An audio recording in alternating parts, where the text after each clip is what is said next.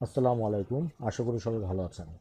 আমি বিআর তৌহিদ, আপনাদেরকে স্বাগত জানাচ্ছি আজকের এইচটিএমএল এর প্রথম টিউটোরিয়ালে।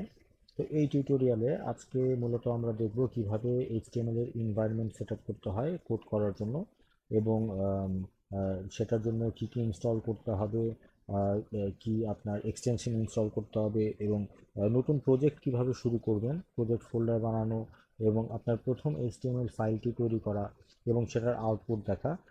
আমাদের এই প্রথম ভিডিওটাতে আমরা এই জিনিসগুলো কভার করার চেষ্টা করব ইনশাল্লাহ।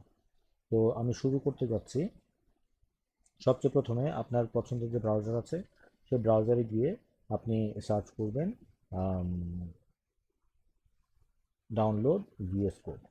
ভিএস কোড হচ্ছে একটা কোড এডিটর। এরকম অনেক কোড এডিটর মার্কেটে আছে, তবে আমি রেকমেন্ড করব যে ভিএস কোডটি ইউজ করার জন্য। আমি ব্যক্তিগতভাবে এটা ইউজ করি, এবং আমার জানা মতে বেশিরভাগ প্রোগ্রামার যারা আছেন, ডেভেলপার যারা আছেন, তারা ভিএস কোডটাকেই বেশি প্রেফার করে থাকেন। তো যাই হোক, আমরা কথা না বাড়িয়ে আমরা কাজে চলে যাই। আমরা এখানে যে ডাউনলোডের যে লিঙ্কটা আছে, প্রথম যে লিঙ্কটা আসবে সেই লিঙ্কে আমরা ক্লিক করব। ক্লিক করার পরে এখানে তিন ধরনের অপশন দেখা যাচ্ছে। অপারেটিং সিস্টেম তিন ধরনের। তো প্রথমটা হচ্ছে উইন্ডোজের জন্য, দ্বিতীয়টা হচ্ছে লিনাক্স, এবং তৃতীয়টা হচ্ছে ম্যাকের জন্য। তো আমরা যেহেতু উইন্ডোজ ইউজ করছি, উইন্ডোজে ক্লিক করলাম। ক্লিক করলে এখানে আমার ডাউনলোডটা শুরু হয়ে গিয়েছে। এখানে দেখতে পাচ্ছি আমাদের ডাউনলোডটা হয়ে গিয়েছে। তো আমরা একটু ফোল্ডারটা ওপেন করে নিই, এবং ফোল্ডারটা ওপেন করে আমরা ভিএস কোডের যে exe ফাইলটা আছে সেটাতে ক্লিক করলাম। ক্লিক করলে ভিএস কোডের ইনস্টলেশন উইন্ডো চলে আসবে। তো এখানে প্রথমে দিতে হবে যে I accept the agreement, next দিব, তারপর নেক্সট দিয়ে আমরা যেতে থাকবো। কিন্তু এই জায়গাটায় এসে যে সিলেক্ট অ্যাডিশনাল টাস্ক, এখানে এসে আমরা এই যে আদারের মধ্যে এই অ্যাড লেখা যে দুটো আছে এই দুটোকে আমরা অ্যাড করে দেব। করে দিয়ে আমরা টিকমার্ক করে দিয়ে নেক্সট দিচ্ছি, দেন ইনস্টল।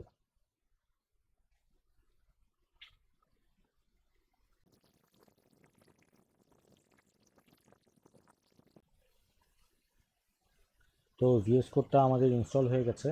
এটাকে আমরা এখন লঞ্চ করি ফিনিশে ক্লিক করে।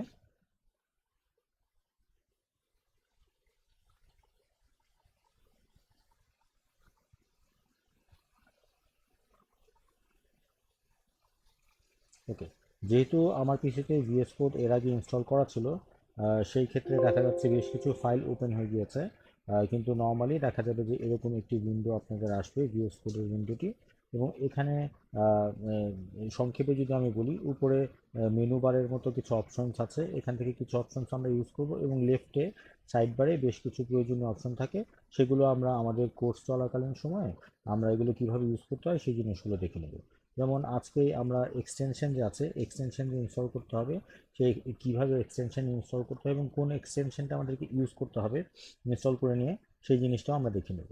তো যাই হোক, আমরা যেহেতু ভিএস কোডটা ইনস্টল করে ফেলেছি, এখন আমাদের কাজ হচ্ছে আমরা আমাদের একটা নতুন প্রজেক্ট কীভাবে শুরু করব সেই জিনিসটা সম্পর্কে একটু জেনে নেওয়া। তো একটা জিনিস খেয়াল রাখবেন, যে কোনো ওয়েবসাইটের কাজ বা যে কোনো অ্যাপের কাজ আপনি যখন শুরু করবেন, প্রথমে আপনাকে একটি প্রজেক্ট ফোল্ডার ক্রিয়েট করতে হবে। এই প্রজেক্ট ফোল্ডার আসলে আহামরি তেমন কিছু না, জাস্ট একটা নিউ ফোল্ডার। ওকে, যেই ফোল্ডারের ভিতরে আপনার কমপ্লিট প্রজেক্টটি থাকবে। তো আমি এটার নাম দিচ্ছি ধরুন ফার্স্ট প্রজেক্ট। ওকে, তো এই ফার্স্ট প্রজেক্টকে আমরা ভিএস কোডে ওপেন করব। তো ভিএস কোড ওপেন করার জন্য বেশ কিছু সিস্টেম আছে।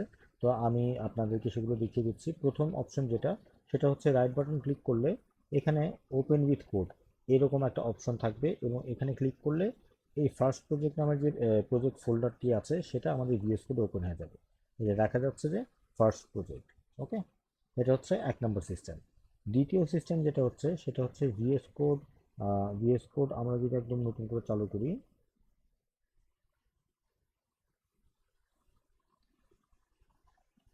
নতুন করে চালু করলে আমাদের যে ভিএস কোডের উইন্ডোটা আসবে, সেখান থেকে ওপেন ফোল্ডার নামের একটা অপশন থাকবে।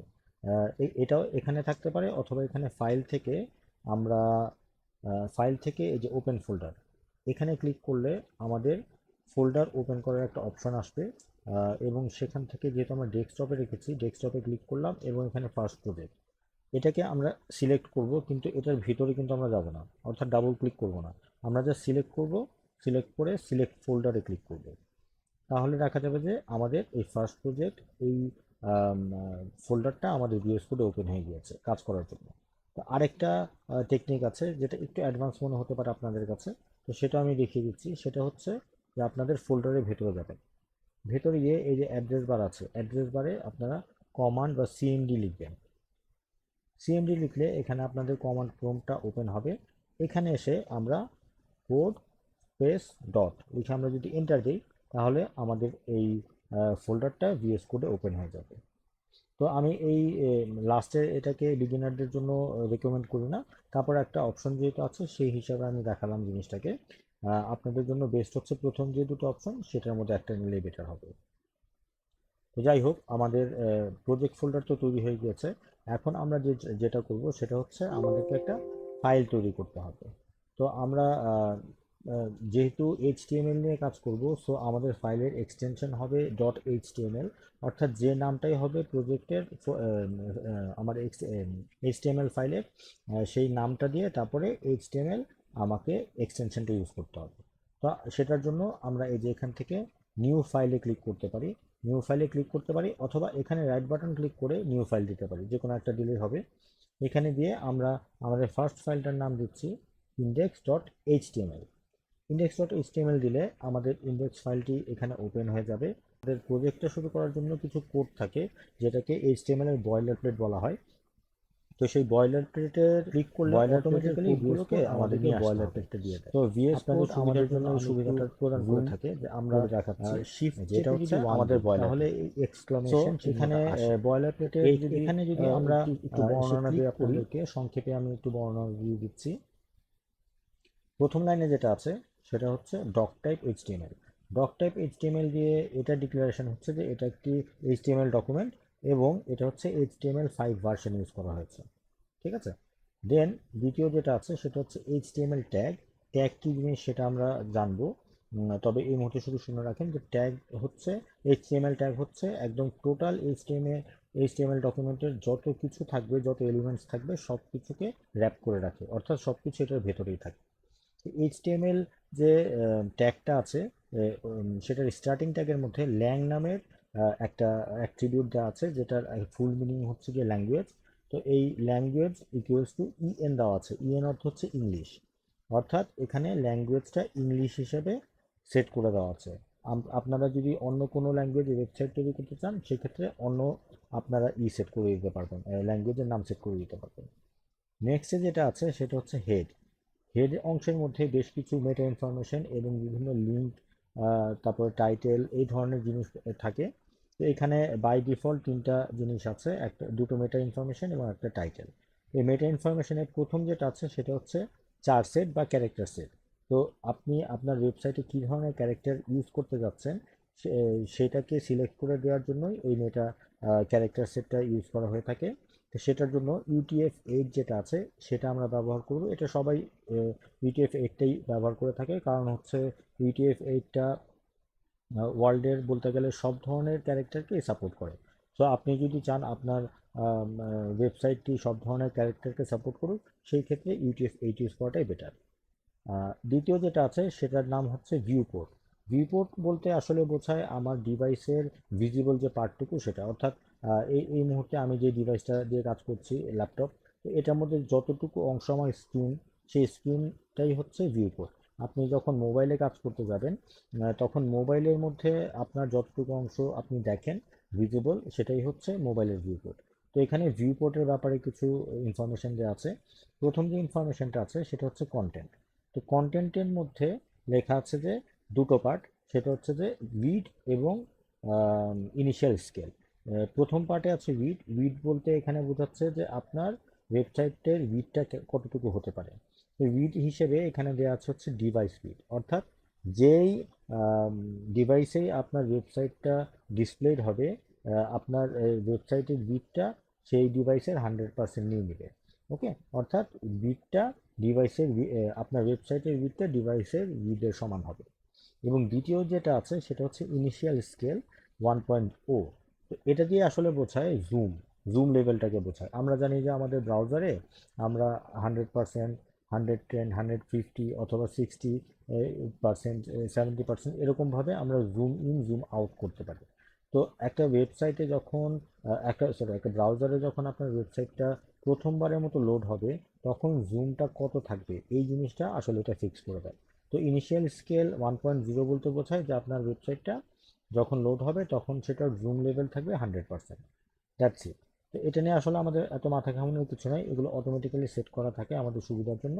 জাস্ট তারপরে আমরা একটু ডিটেলস জেনে নিলাম যেগুলো দিয়ে কী করা যায়। তারপরে যেটা আছে সেটা হচ্ছে টাইটেল। এই টাইটেলটা হচ্ছে আমাদের ওয়েবসাইটের মেইন যে টাইটেল সেটা না। এই টাইটেলটা হচ্ছে আমাদের ওয়েবসাইট যখন কোনো ব্রাউজারে ওপেন করা থাকে, যে ট্যাবটাতে ওপেন করা থাকে সেই ট্যাবের মধ্যে কি লেখা থাকবে টাইটেলটা, সেই টাইটেলটাই হচ্ছে এই টাইটেল। এটা আমরা কিছুক্ষণের মধ্যে দেখব। ওকে, তাহলে হেডের মধ্যে মোটামুটি এই তিনটা জিনিসই থাকে। তারপরে যেটা থাকে সেটা হচ্ছে বডি। বডিটাই হচ্ছে আমাদের ওয়েবসাইটের মেইন পার্ট। অর্থাৎ আমরা আমাদের ওয়েবসাইটে যত কিছু দেখব সব কিছুই বলতে গেলে এই বডির ভিতরেই থাকবে। এই বডির ভিতরে আমাদেরকে কোড করতে হবে। সেই বডির পার্টটাই হচ্ছে আমাদের সবচেয়ে গুরুত্বপূর্ণ অংশ, এবং এটার দিকে আমরা বেশি ফোকাস থাকবো। আর লাস্টে যে দুটো আছে সেটা হচ্ছে বডি পার্টের শেষ এবং এইচটিএমএল এর শেষ। তো এগুলো হচ্ছে এন্ডিং ট্যাগ। ট্যাগের ব্যাপারে যখন আমরা জানবো তখন এই বিষয়ে বিস্তারিত জানতে পারবো। তো বডির ভিতরে আমরা সবচেয়ে প্রথমে যে জিনিসটা করতে পারি সেটা হচ্ছে আমরা যে কোনো একটা এলিমেন্টকে দিতে পারি। তো আমরা H1 একটা এলিমেন্ট নিলাম এবং এখানে লিখে দিই যে welcome to my first website. Okay, লিখে সেভ করলাম।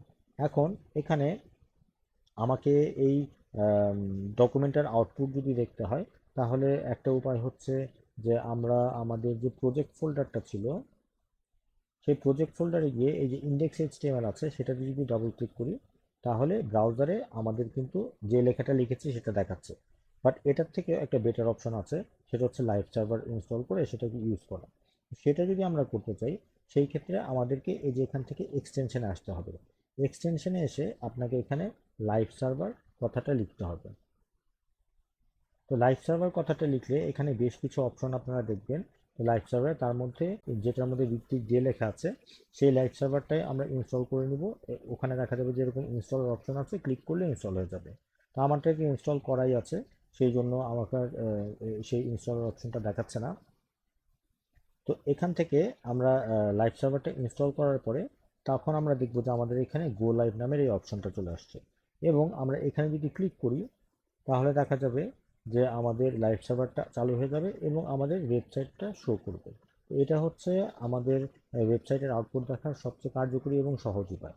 আম, যেমন ধরেন এখানে আমরা তো একটা হেডিং লিখেছি, ধরেন একটা আমরা প্যারাগ্রাফ নিচ্ছি, প্যারাগ্রাফের জন্য পি ট্যাগ ইউজ করা হয়। তো সেখানে লিখছি যে দিস ইজ প্যারাগ্রাফ, লিখে যদি সেভ করি, দেখেন অটোমেটিক্যালি সাথে সাথে আমার এখানে আউটপুটটা দেখা যাচ্ছে। তো আমরা মেনলি যেটা করব সেটা হচ্ছে ভিএস কোডটা ইনস্টল করে প্রজেক্ট ফোল্ডার ক্রিয়েট করে আমরা একটা ইন্ডেক্স এইচটিএমএল ফাইল বানাবো, অথবা আপনি যে কোনো নামে ফাইলটা বানাতে পারেন, বাট এক্সটেনশনটা মানে অবশ্যই ডট এইচটিএমএল হতে হবে। এবং তারপরে আমরা বয়লার প্লেটটা নিয়ে সেখানে আমরা যে কোনো কোড টাইপ করে আমাদের প্রজেক্টটা ঠিকমতো রান করছে কিনা সেটা চেক করার জন্য আমরা লাইভ সার্ভার দিয়ে এটাকে অন করে যদি আউটপুটটা প্রপারলি পাই, তাহলে বুঝতে পারবো যে আমরা কাজ করার জন্য পুরোপুরি প্রস্তুত। তো এটা হচ্ছে আমার আপনাদের জন্য প্রথম অংশ, যেখানে আপনি এনভায়রনমেন্ট সেট আপ করে নিতে পারবেন। পরবর্তী পর্ব থেকে আমরা এইচটিএমএল এর বিভিন্ন ট্যাগ, এলিমেন্টস এবং আরও অনেক অপশন সম্পর্কে জানবো।